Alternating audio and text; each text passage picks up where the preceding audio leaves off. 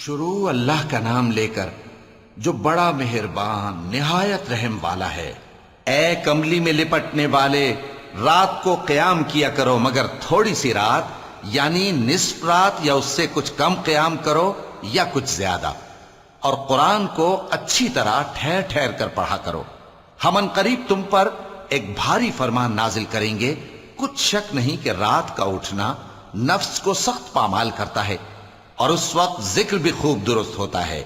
دن کے وقت تو تمہیں اور بہت سے شغل ہوتے ہیں، تو اپنے پروردگار کے نام کا ذکر کرو اور ہر طرف سے بے تعلق ہو کر اسی کی طرف متوجہ ہو جاؤ۔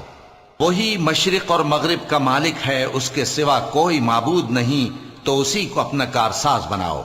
اور جو دل آزار باتیں یہ لوگ کہتے ہیں ان کو سہتے رہو، اور خوبصورتی سے ان سے کنارہ کش رہو، اور مجھے ان جھٹلانے والوں سے جو دولت مند ہیں سمجھ لینے دو، اور ان کو تھوڑی سی مہلت دے دو۔ کچھ شک نہیں کہ ہمارے پاس بیڑیاں ہیں اور بڑی زبردست آگ ہے، اور گلے میں اٹکنے والا کھانا ہے، اور درد دینے والا عذاب ہے۔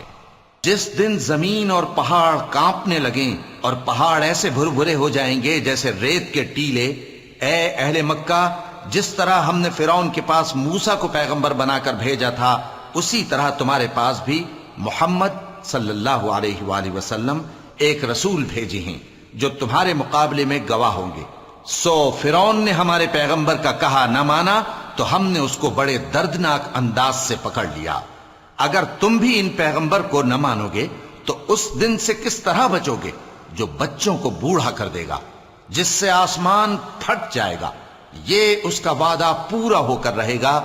یہ قرآن تو نصیحت ہے، سو جو چاہے اپنے پروردگار تک پہنچنے کا راستہ اختیار کر لے۔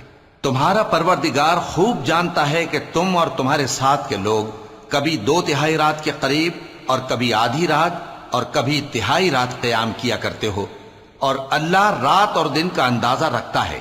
اس نے معلوم کیا کہ تم اس کو نبھا نہ سکو گے، تو اس نے تم پر مہربانی کی، پس جتنا آسانی سے ہو سکے اتنا قرآن پڑھ لیا کرو۔ اس نے جانا کہ تم میں بعض بیمار بھی ہوں گے، اور بعض اللہ کے فضل یعنی معاش کی تلاش میں ملک میں سفر کریں گے، اور بعض اللہ کی راہ میں لڑیں گے، تو جتنا آسانی سے ہو سکے اتنا قرآن پڑھ لیا کرو، اور نماز قائم کرتے رہو، اور زکوٰۃ ادا کرتے رہو، اور اللہ کو نیک نیتی سے قرض دیتے رہو، اور جو عمل نیک تم اپنے لیے آگے بھیجو گے اس کو اللہ کے ہاں بہتر اور صلے میں بہت عظیم پاؤ گے۔ اور اللہ سے بخشش مانگتے رہو، بے شک اللہ بخشنے والا ہے، مہربان ہے۔